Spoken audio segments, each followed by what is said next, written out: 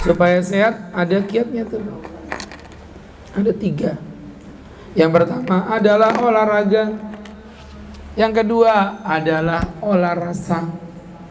Yang ketiga adalah olah asa. Jadi yang pertama olahraga. Yang kedua olah rasa. Yang ketiga olah asa. Oke, kita coba ambil pelajaran. Yang pertama olahraga dulu. Ya, Ustadz suka olahraga, senang banget Bu. Olahraganya Ustadz apa? Catur. Jadi ibu-ibu ya kan masuk olahraga catur.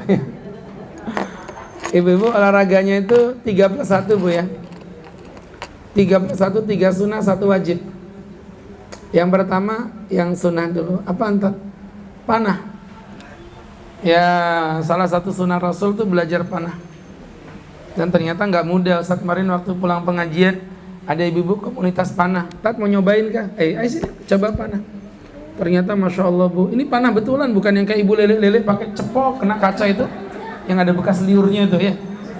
Bukan, beda. Panah betulan Bu, ini tangan bergetar nih, keras. Dan kita posisi napas diatur ternyata. Kalau enggak, napas salah terkipai dia. Saya berapa kali nyoba itu pelatihnya kena kepalanya itu Bu, ceduk. Jadi yang dimuliakan Allah tuh belajar memanah. Itu 1 poin ya Bu ya. Kemudian yang kedua kuda. Nah, bagus nih naik kuda ini. Kuda yang mana? Kuda yang mana? Kuda yang putih berambut pirang. Janda yang mana? Itu ada namanya apa namanya? Sahabat itu Bu ya. Punya kuda banyak Bu. Dan yang lucu itu kudanya dikasih nama tuh Luna Maya. Dikasih nama Dewi Persik begitu. Jadi saat mau naik yang mana? Yang ngerinya naik Dewi Persik kita. Jadi ibu-ibu di kilo 23 itu Bu ya. Ya ternyata naik kuda itu nggak gampang juga. Ibu pikir kayak naik kuda itu asal naik kayak naik motor gitu, enggak. Jadi ketika posisi kuda gimana, kita gimana, ada aturannya. Itu yang kedua. Yang ketiga renang Bu. Renang Bu ya. Alimu auladakum birrimaha wassibaha. Ajarkan anak-anakmu bermain panah dan bermain renang. Saya tuh kadang mikir gitu, kalau Nabi nyuruh kita berpanah wajar lah ya. Kalau Nabi nyuruh kita berkuda wajar, karena Nabi kan orang padang pasir. Yang saya tuh bingung tuh Nabi nyuruh kita berenang. Padahal Nabi nggak pernah ngelihat air, nggak pernah ngelihat laut. Tapi Nabi nyuruh kita belajar renang. Dan ternyata emang renang luar biasa. Olahraga yang cukup bagus ya. Ini ibu yang berbahagia dimuliakan Allah. Renang. Gak ada resiko cedera. Bulu tangkis cedera tangan. Sepak bola cedera kaki. Renang tidak ada cedera. Kalau anda hidup mati, begitu aja. Ya, tenggelam. Nah kemarin tuh ngobrol Bu. Ngobrol punya obrol, ada yang nyeletuk, Tat, Ustadz itu ngejelasin bagus ya, saya seneng lah, namanya hadis pasti saya percaya lah. Cuman maksud saya nggak solutif, nggak ada solusinya. Ustadz nyuruh kami kayak begitu gitu, tempatnya di mana? Masa iya Pak Ustadz, saya mau renang, buka aurat di tempat umum dan lain sebagainya gimana? Makanya kemarin ada yang bilang, ini bagus nih kalau dibisnisin, ya Bu, namanya Tamasya, Taman Wisata Syariah. Di situ ada kuda, anak-anak bisa belajar kuda. Di situ ada pelatihan berpanah. Dan di situ juga ada kolam renang syariah. Jadi yang laki-laki, yang perempuan-perempuan tuh. Yang laki-laki, yang perempuan-perempuan. Atau nanti ada tempat yang dikhususkan untuk keluarga. Jadi sewanya baik keluarga, kolam renangnya lebih kecil. Jadi yang perempuan enggak boleh laki-laki masuk. Kecuali Dewan Syariah ya, beda kan. Kan Ustadz Dewan Syariahnya. Untuk memastikan keadaannya apakah sesuai syariah atau tidak. Jadi ibu-ibu sama kayak ini yang di gym itu khusus wanita. Ustadz aja ownernya nggak bisa masuk, nggak bisa, kan sudah dipasang CCTV. Jadi teman-teman yang dirahmati Allah, enggak Bu, bercanda, lambat ya mikirnya. Jadi ibu-ibu yang dirahmati Allah Subhanahu wa Ta'ala, Tuh ibu-ibu yang dirahmati Allah. Jadi panah, kuda, renang, ya itu yang paling bagus untuk kita jadikan sebagai olahraga. Nah yang wajib apa? Jogging. Ustaz tahu dari mana jogging itu wajib? Nah kan Nabi setiap sholat berjamaah, buka kitab sholat berjamaah, Nabi tidak pernah menaiki kendaraan. Nabi selalu jalan kaki. Dari rumah ke masjid anggaplah 200 meter, PP 400 meter. Kali 5 sholat, 400 kali 5 berapa Bu? 2.500 ya? Hah? 2.000 meter ya? 2 kilo. Berarti 2 kilo per hari. Kali 30 berapa Bu? 60 kilo. Udah sampai tahu Sumedang Ibu. Iya kan? Paham maksudnya? Kelewatan malah sudah masuk Bukit Soeharto. Gitu tuh ya dibahas tuh apa manfaatnya coba. Ya kira-kira aja careless. Nanti kalau saya jawab, ya tergantung berangkatnya dari Penajam kok, begitu. Ya nggak habis-habis kita gini terus. Apa manfaatnya? Jadi teman-teman, jelas ya. Jadi itu yang pertama olahraga. Kemudian yang kedua olah rasa. Semua makanan yang halal tuh boleh dimakan. Semua yang jadi problem tuh jumlahnya. Kata siapa nggak boleh makan gula? Nah, gula itu adalah kekuatan kok Bu. Yang jadi problem kalau minum gulanya kebanyakan. Mohon maaf ibu-ibu ya, sudah mulai hindari manis, tetap minum manis. Ya kayak gini kan manis nih. Tapi setiap Ustaz minum kopi itu Ustaz pasti minum air putih. Kenapa? Untuk menetralisir rasa manisnya biar nggak merusak pankreas.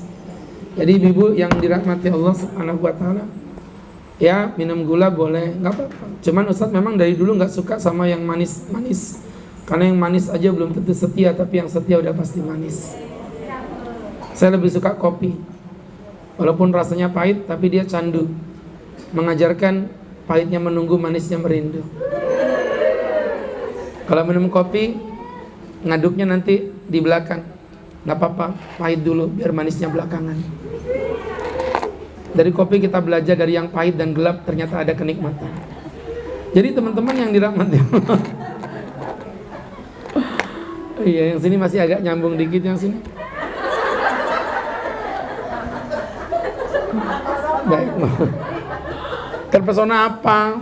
Terpesona itu kan gini. Nah ini enggak dia gitu. Insya Allah. Tolong bisa dibagi muda dengan tua gitu ya, jadi biar imbang.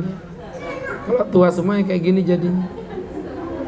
Saya kemarin HKN Bu di sini, di mana itu namanya? Di Dom. Ada namanya HKN, Hari Kesehatan Nasional. Ibu, pas lagi ceramah, saya bilang di depannya ratusan dokter. Di Dom kan besar. Dokter-dokter dengerin ya. Saya sakit hati kalau dibilang kambing itu makanan yang tidak recommended, katanya mengandung kolesterol. Saya tidak terima kambing makanan kesukaan Nabi. Apalagi paha kambing itu, Nabi paling suka Bu makan pahanya kambing. Maka saya bilang saya tidak terima kalau kambing disebut makanan mengandung kolesterol, dan saya bisa bertanggung jawab terhadap itu. Saya sudah buktikan secara ilmiah bahwa kambing tidak mengandung kolesterol, kambing mengandung anaknya kambing, ya.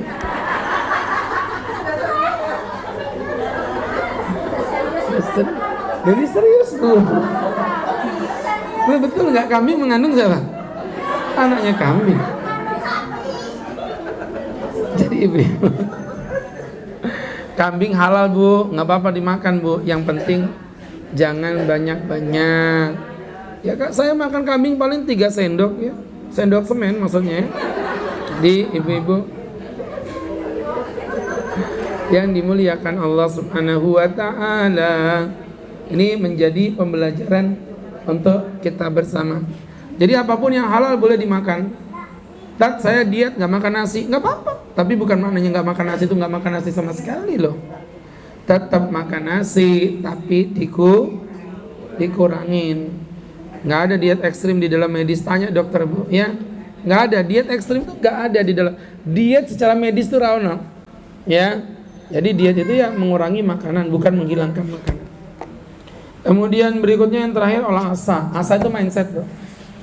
3 mindset orang tua yang keliru yang membuat orang tua cepat sakit. Yang pertama, mindsetnya adalah makin tua makannya dikurangi. Keliru, makin tua makannya dibanyakin. Cuman yang dimakan lebih banyak yang berbobot. Karbohidrat dikurangin, protein ditinggiin.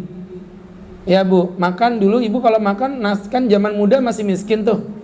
Nasinya 1 piring gini tuh. Ayamnya segini kan? Nah kan ibu udah tua nih, nikmati hidupmu, jangan mau miskin terus. Gantian ayamnya setengah ekor, nasinya segini. Gitu Bu.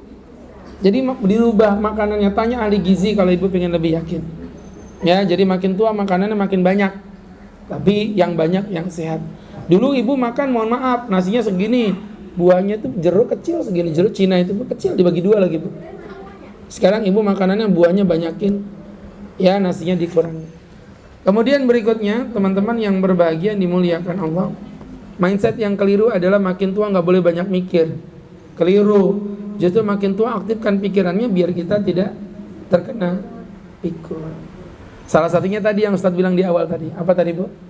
Harus banyak-banyak baca Quran.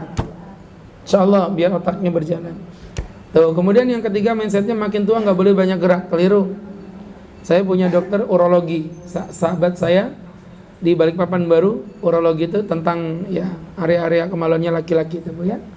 Jadi ibu yang dirahmati Allah, dia punya ibu dari Surabaya. Ibu mana Dok? Di atas lantai 2. Lah saya Ustadz, ya saya mau ngomong karena mau jeplak gitu, tapi saya tahan. Maksud saya kok nenek-nenek tua-tua ditaruh lantai 2 sih Dok, nggak sopan, nggak bagus. Ternyata saya duduk situ, saya ngeliat ibunya tuh naik turun 3 kali. Saya duduk di situ. Dok, ibu kuatnya naik turun, makanya saya taruh di atas. Supaya ibu banyak gerak naik turun, dan karena beliau sering naik turun, itu Masya Allah Pak Ustadz, luar biasa sehatnya. Rumahnya itu di Balikpapan Baru, Vancouver. Kadang-kadang saya telepon, nenek di mana? Aku lagi makan di warung restoran samping BSI. Vancouver itu loh Bu, ada hotel, maaf Masjid Namira. Dia jalan kaki sampai ke BSI Balikpapan Baru perempatan itu loh Bu. Jalan kaki Pak Ustadz. Makanya orang kalau makin banyak jalan kaki tuh makin sehat itu. Ya Bu, nggak usah lari, jalan aja. Lari itu malah nggak bagus sebenarnya. Ibu jalan, nggak usah lari, karena hidup ini perjalanan bukan pelarian.